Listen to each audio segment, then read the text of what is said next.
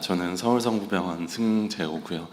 교수님들 좋은 케이스 잘 보여주셨고 제가 교수님들과 같이 이 자리에서 발표를 하는 것 자체가 영광인 것 같습니다. 제가 잘 모르지만 저희 좀 예전에 했던 케이스이기는 한데요. 저희 거의 초창기 2020년도에 아마 두 번째, 세 번째 케이스였던 것 같은데 이걸 요새 다시 한번 리뷰하면서 한번 보여드리도록 하겠습니다. 그래서 첫 번째 케이스는 64세 남자 환자셨고요. 이분이 2006년도에 DCMP 진단 받고 타병원 팔로업 하시다가 저희 병원에 사실 2019년도에 오셨습니다. 그래서 이제 GDMT 계속 하고 non-sustain VT가 있어서 ICD 인서션도 하고 AFib, RFCA도 받으셨던 분이고요. 근데 자꾸 디스프니아랑 레그 에데마 있어서 반복적으로 입원하셨던 분입니다. 6개월 정도 저희 병원 약 쓰고 에코인데요. 챔버 다 늘어나 있고 이젝션 28%, 시비어 시스토릭 디스펑션, 그다음에 다이스토릭 디스펑션도 있고 풀모너리 하이퍼텐션도 심하신 상태였습니다. 그래서 이분은 마이트랄 리플렛이 이제 텐팅 되면서 말코앱테이션이 생기면서 펑셔널 MR 젯을 확인할 수 있었고요. 이분은 뭐 GDMT를 하는 와중에도 자꾸 반복적으로 입원하고 이 기준들이 이제 티어에 좀 적합하다고 생각해서 디스프로포셔네이트 시비어 AMR이라고 생각을 해서 티어 하면은 도움이 좀 되실 거라고 생각을 했습니다. 그래서 T를 확인을 했고요. 시비어 AMR에 합당한 소견이었고 A2-3 세그멘트에서 주로 MR이 있는 것을 확인할 수 있었습니다. 그래서 코압테이션 뎁스는 15mm로 좀 큰 편이었고 코압테이션 갭은 3mm, PMBL 랭스는 10.8로 짧지 않았고 펑처 하이트도 충분한 상태였습니다.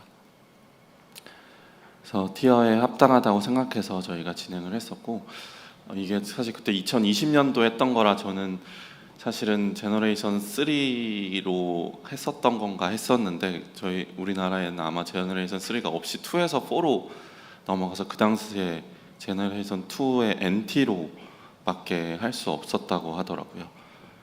그래서 이 NT를 가지고 이제 첫 번째 클립을 넣는 영상이고요. 그래서 트래젝토리랑 퍼펜디큘러리티 맞춰서 이제 리플렛 잘 태워서 하나를 잡았었고 하나 잡고 나서 사실 MR이 줄기는 했는데 그때 좀 만족스럽지 않아서 그때 하나를 더 넣을지를 많이 고민하셨었다고 합니다. 제가 그때는 자리에 있지는 못했었는데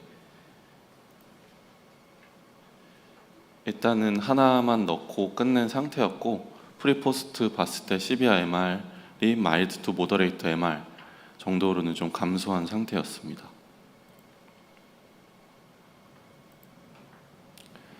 그래서 이 환자를 이제 다시 지금 와서 돌이켜 보면 클립을 하나만 넣었었는데 혹시 하나를 더 넣었어야 할지 밖에 없었다고는 하지만 이제 세컨더리 펑셔널 MR에서 뭐 비율이 사실 NTW나 XTW를 더 많이 쓰고 있는 것 같은데 요거를 썼으면은 혹시 조금 더 결과에 좋은 영향을 미칠 수 있었을지 그거를 조금 교수님들께도 여쭤보고 싶고요. 사실 이 환자는 하고 나서 증상은 많이 좋아지셨고요. 뭐 BP가 오르면서 오히려 GDMT를 좀 잘 할 수 있어서 최근에 했던 에코에서는 MR이 마일드 MR까지 많이 조금 좋아지신 상태입니다. 지금도 외래 잘 다니시고 있고 뭐 호흡곤란이나 올솜니아는 없이 잘 지내고 계신 상태입니다. 그래서 두 번째 케이스도 간단하게 말씀드리겠습니다. 퍼머넌트 AFib 있고 CKD 환자분이셨고요. 이분도 플라이퓨전 디스프니아로 자주 입원하시던 분입니다. 그래서 이분은 AFib이 좀 오래되신 분이라 LA, RA가 좀 많이 커져 있는 상태였고 약간 류마틱 마이트랄 밸브처럼 보이는 아트리얼 펑셔널 MRZ가 보이고 있는 상태였습니다. 이분은 뭐 사이너스 컨버전은 힘든 상태고 메디케이션을 쓰는데도 반복적으로 입원을 하시고 하이 오피 리스크이기 때문에 그 당시에 티어를 고려를 했었던 상태였습니다. 그래서 T 봤을 때도 시비어 MR 보이고 있는 상태였고요. 디제너레티브 체인지도 확인되는 상태였습니다. 그래서 마이트랄 밸브 에리아는 4.0 정도는 체크됐고 코앱테이션 갭은 1.5, PMBL 랭스는 9.7, 펑처 하이트는 70 정도 체크됐었고요.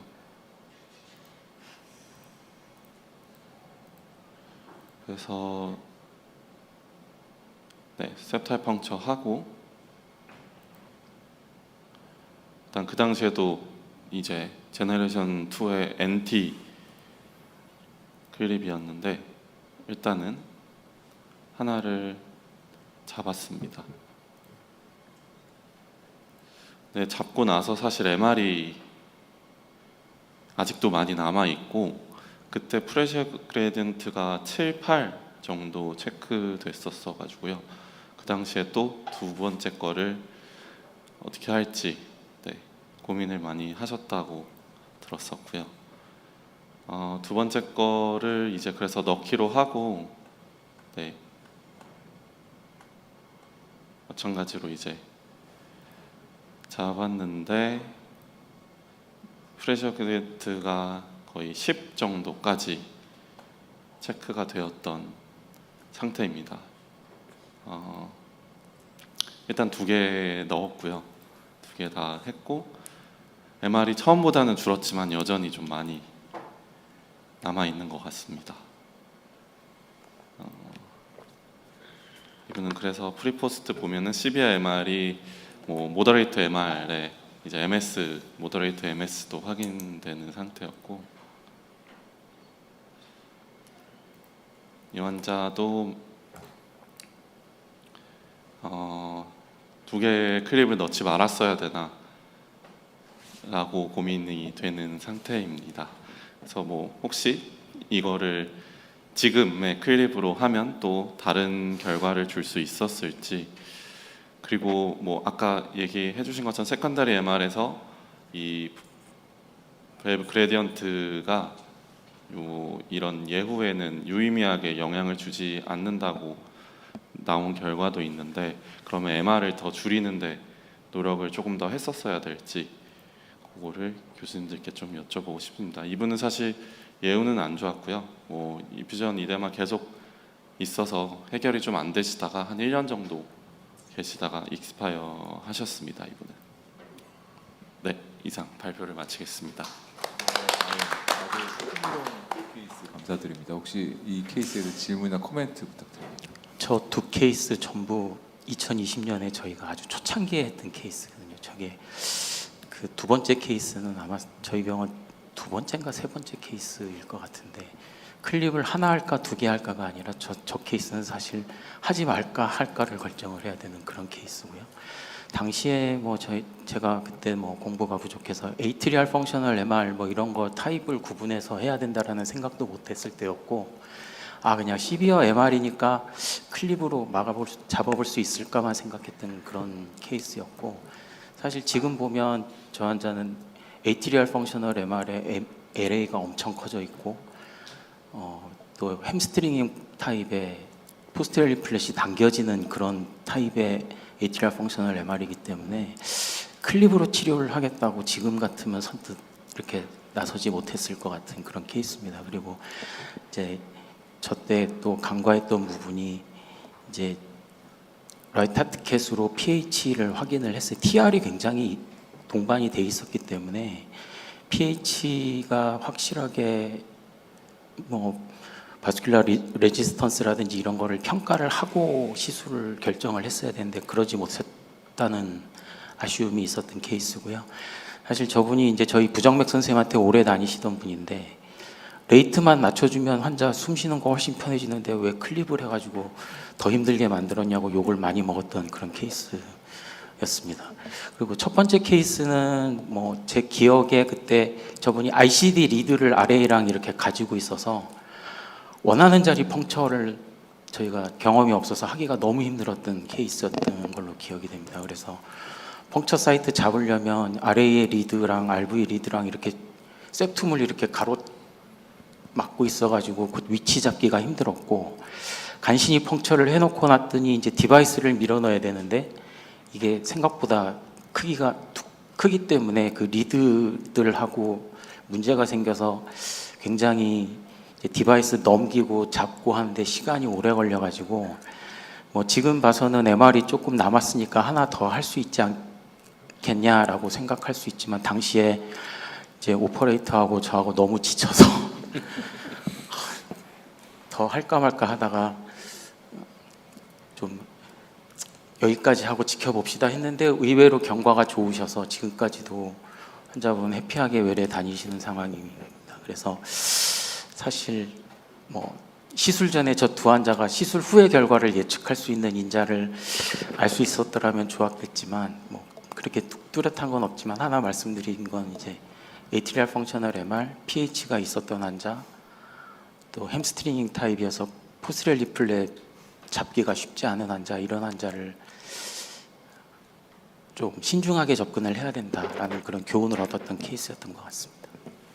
최근 데이터를 보니까 그 아까 말씀하신 벤트리클 펑셔널 MR은 MR을 많이 줄이는 게 중요하다. 그래 프레셔 그레디언트보다. 근데 에이트리얼 펑셔널 MR은 오히려 프레셔 그레디언트 증가하는 게 더 안 좋다. 왜냐 LA 자꾸 리모델링 생기기 때문에 더 안 좋기 때문에 MR을 좀 남겨놓더라도 프레셔가 올라가는 거는 하지 않는 게 좋겠다라는 쪽의 데이터들이 좀 나오는 것 같습니다. 그래서 하지만 이제 ATR 펑션 MR은 뭐 데이터가 좀 더 필요한 것 같고요.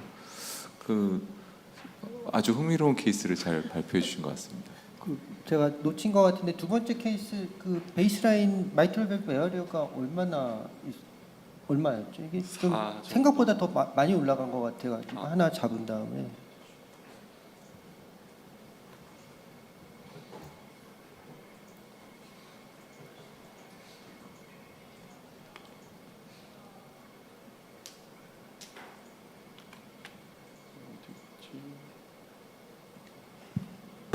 프리루아 했다고. 두 번째 케이스의 베이스라인. 베이스라인이요? 잠시만요. 요거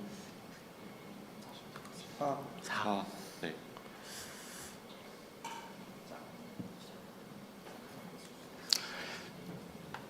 뭐 수치는 정확하게 기억이 안 나는데 어쨌든 그렇게 보시기에도 LLV가 엄청 커져 있지는 않기 때문에 아주 보더라인에 걸려 있거나 아마 그랬을 걸로 기억을 합니다.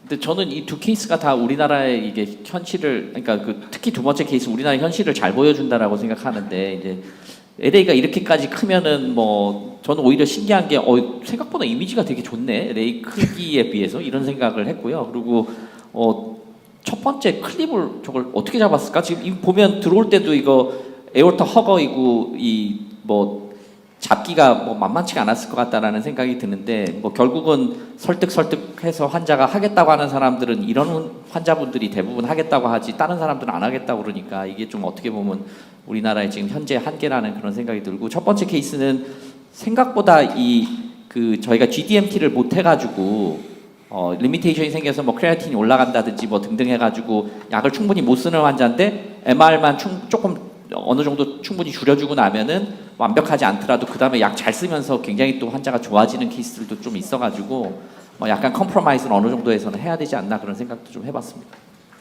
제 질문이 하나 있습니다. 이제 부천세종병원 이제 배대환이고요. 사실 이제 벤트리클 펑셔널 MR 때 대부분 우리 이제 티어 들어갈 때는 이제 볼륨을 대부분 쭉 빼고 들어가는데, 사실 이제 볼륨이 굉장히 디펜던트하기 때문에 이 클립을 잡고 나서 그 다음에 이제 뭐 다시 테스트를 해봐서 만약에 볼륨 셀라인 테스트를 해가지고 다시 뭐 이렇게 MR이 확 늘어나는 걸 보고 좀 클립을 추가로 찝을지 이런 걸 좀 결정을 하는지, 그런 게 조금 궁금합니다. 클립을 잡고 나서는 다시 테스트는 안 하죠. 네, 그 테스트에서 늘어나면 그 찝찝한 마음을 어떻게 가눌 길이 없기 때문에 일단 줄어들고 나면 잘 됐다라고 믿고 가는 거지. 그거 시술 후에는 절대 확인하지 않습니다. 네, 초기에 그거 하다가 잘못한 클립이 디태치 될 수도 있거든요. 그래서 저희가 케이스 중에 지금 2개가 디태치 된 사람이 수술을 2번을 했는데 그 후에 한 번 할 때마다 하나씩 떨어지더라고요. 그러니까 이게 볼륨에 굉장히 디펜던트하기 때문에 하고 나서도 볼륨 컨트롤을 잘 해주는 게 초기에는 정말 중요하지 않을까라는 생각을 해볼 수 있어요. 사실 첫 번째 환자는 제 환자인데요. 사실 이제 저희가 아마 두 번째 셋을 먼저 하고 그 다음에 제 환자를 이제 첫 번째 셋을 다음에 했는데 이제 두 번째 환자는 술 두 개 넣고 너무 뇌가 안 좋아서 별로 무서워서 그냥 이제 하나만 조금만 줄여서 이제 GGMC만 충분히 할 수 있고 내가 더 안 좋아지면 엘바자 하겠다고 의뢰가 나가지고요. 그냥 더 안 좋아 수입해도 뭐 지금 사실만 안 좀 엘바자 할게요 하고 하나만 해주세요 하고 제가 처음부터 말씀드렸던 환자님 했습니다.